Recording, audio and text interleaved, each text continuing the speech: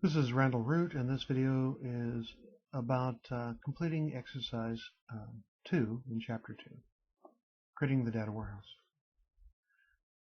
In this exercise, your job is to open up a SQL script file that I created and run it. Doing so will create the data warehouse you're going to need for chapter 2.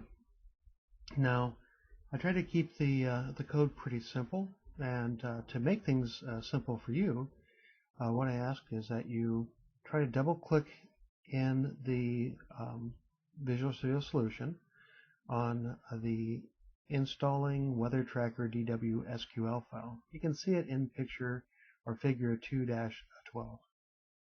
Now, doing so, ideally, should go ahead and open up the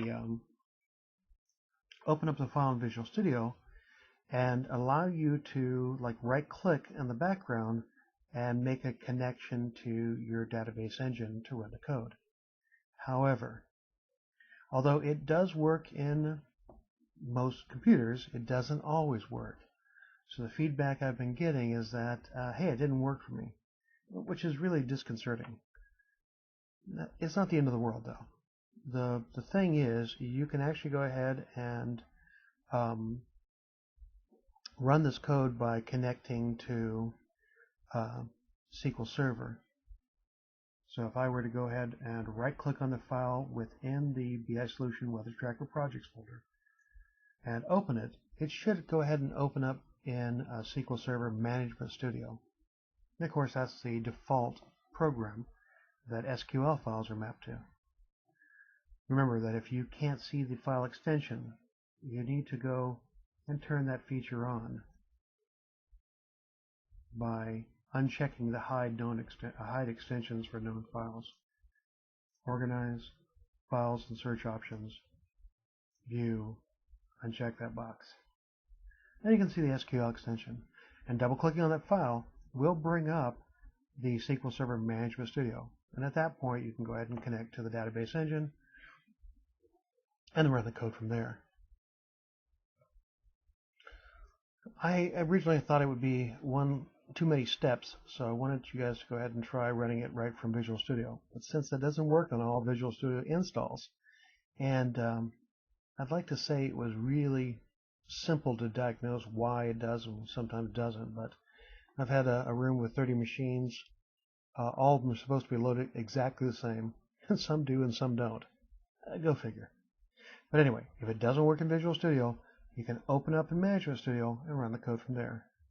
Either way, you'll end up getting the weather tracker database that you can then use.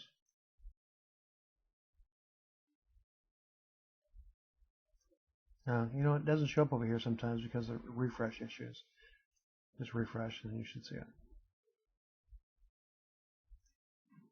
There it is. Now, once you go through and have installed it, you're kind of ready to go. The other instructions in exercise 2 are using this thing called Server Explorer from Visual Studio. This actually should work no matter what your version. So the part where you actually run the code, the SQL code from Visual Studio may not, but this part should work. So you can verify from Visual Studio that the database does exist by using Server Explorer. Really, the point of this exercise was just to kind of give you a heads up about some of the features inside of Visual Studio. If you find this a little bit confusing, just keep in mind that it's just one option. It's not the most important option. You can always verify that the database is there from Management Studio. I'm just trying to make sure that you have kind of a variety of tools to work with. Now, once that's done, you kind of want to move the solution, the document that actually creates the data warehouse into a new solution folder. So this is really just to organize things. Again, it's just to give you an idea of possibilities. So you make a new solution folder and you drag the install weather tracker DW SQL file into that folder and you're done. So not too bad an exercise. The thing where the code doesn't always run in Visual Studio like it's supposed to, as shown in figure 2-15, is a little disconcerting, Again, don't let that get you too rattled. Hope you found this helpful.